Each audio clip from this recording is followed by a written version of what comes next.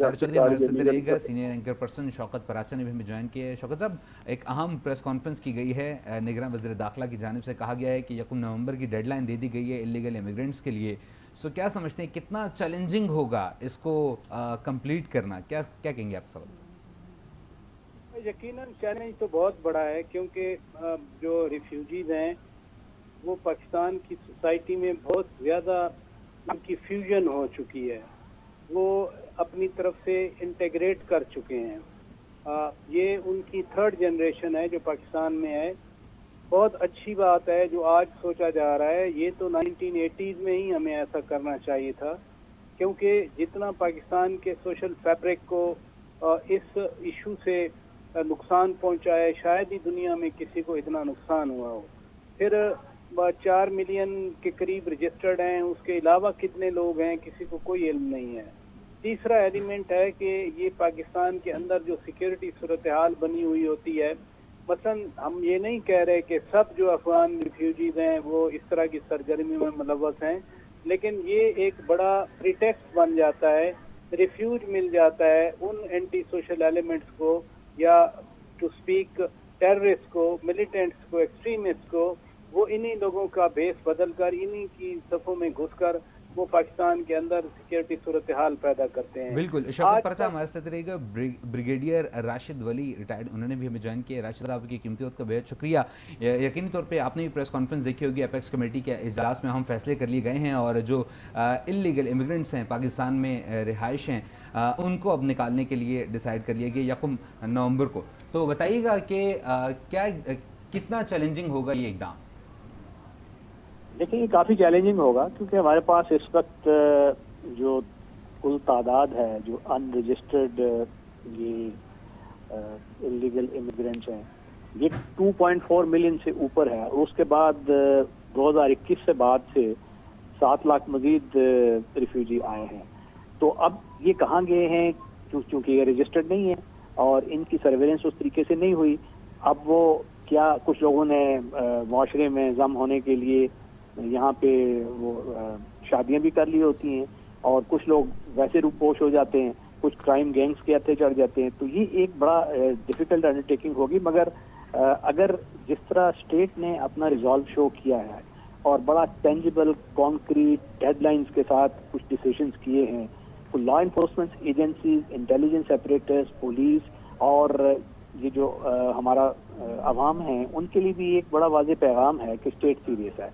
और दूसरा, ये एक अच्छी चीज़ ये इन्होंने की है कि ये कुछ ऐसी हेल्पलाइंस हैं जो UAN हेल्पलाइन है, फिर एक वेबसाइट है, उस पर कोई भी मुखबरी कर सकता है अगर किसी को पता चले कि इस तरह का कोई गैर कानूनी तौर पे कोई मुकीम है और वो एलियन है, क्योंकि उनकी शनाख्त तो जो लोकल पॉपुलेशन है उसमें आराम से हो जाती है, तो वो उसमें इतला दे सकते हैं। और उस पर साहब, अगर बात की जाए इनकी कि ये तो पूरे मुल्क में जिस तरीके से शराइत कर चुके हैं, कराची की बात कर लीजिए, हर बिजनेस में इनकी इन्वॉल्वमेंट है, वो चाहे कचरा उठाने से लेके किसी होटल तक में देखी जाए वहाँ पर है, फिर इस्लामाबाद में देख लें, फिर पंजाब में बड़े सेक्टर पे लोग अब मौजूद हैं।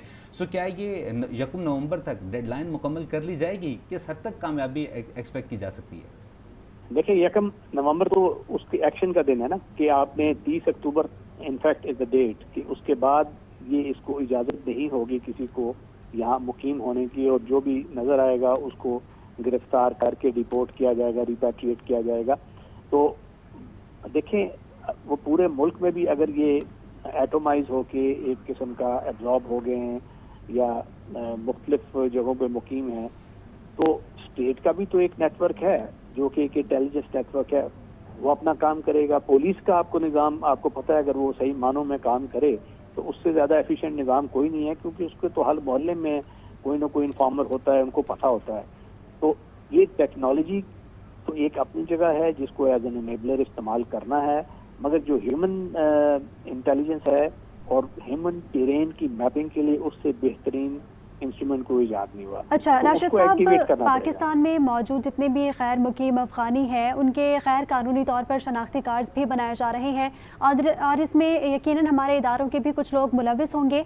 जिन लोगों के शनाख्ती कार्ड बन चुके हैं और जो डिक्लेयर हो जाएंगे कि ये पाकिस्तानी ही हैं, उनके खिलाफ किस तरह एक्शन लिया जाएगा, उनको किस तरह पाकिस्तान से निकाला जाएगा? अगर उनको नहीं निकाला जाता तो यकीनन ये तो हम पे मुसल्लत करने वाली बात होगी। ये बिल्कुल दुरुस्त है, क्योंकि ये न सिर्फ बनाए जा रहे हैं बल्कि ये बनाए जा चुके थे और उसकी वजह से ही वो लोग, उनको ये फ्रीडम ऑफ मूवमेंट यहाँ मिली हुई है।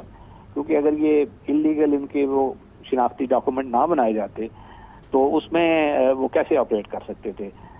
अब इसमें हमारे जो कुछ इदारे हैं, नादरा इसमें होगा, बाकी कोई जो वेरिफिकेशन वाले इदारे हैं उनके ऊपर एक डायरेक्ट उंगली उठती है। और आप जैसे कि अभी रिसेंट जो एक अपॉइंटमेंट हुई है नादरा में, एक सर्विंग लेफ्टिनेंट जनरल हैं जो कि कॉम्पिटेंट है, जिनका जो एक्सपीरियंस ही इसी तरफ है, जो कंप्यूटर्स और रिमोट सेंसिंग और, तो वो आई थिंक स्टेट का एक बड़ा वाज़ेह पैगाम है। बिल्कुल स्टेट का एक वाज़ेह पैगाम है। राशिद साहब हमारे साथ रहेगा, सैयद मोहम्मद अली सिक्योरिटी एक्सपर्ट हैं, उन्होंने भी हमें ज्वाइन किए। अली साहब आपकी तरफ आएंगे। यकीनी तौर पे पासपोर्ट से मुताल्लिक भी एक अहम सवाल है कि किस तरीके से इनके पासपोर्ट बनते गए, लूप होल कहाँ है सिस्टम में, क्यों नहीं रोका गया इसको इस हद तक? देखिए, लूप होल तो बदकिस्मती से करप्शन तो एक चैलेंज रहा है हमारे सिस्टम में, हमारे तमाम इदारों में। लेकिन जो खुशाइंद बात इस दफ़ा आपको नज़र आ रही है वो एक बहुत फर्म अनएम्बिगुअस पॉलिटिकल विल की है, जिसमें आपकी फौजी और जो कौमी क़यादत है वो दोनों एक पेज पे हैं। आपने नोटिस किया होगा कि कल वज़ीर दाखिला ने इवन फ़ौज के हवाले से भी ये बयान दिया था कि अगर जो फ़ौज के अहलकार भी अगर इसमें मुलविस पाए गए इस तरह की सरगर्मियों को सपोर्ट फैसिलिटेट करते हुए, तो उनसे भी जो रेलेवेंट कवानीन और रसूल हैं उनके मुताबिक कानूनी चाराजोई की जाएगी। तो ये असल बात जो है फ्रैंकली स्पीकिंग वो पॉलिटिकल विल की है।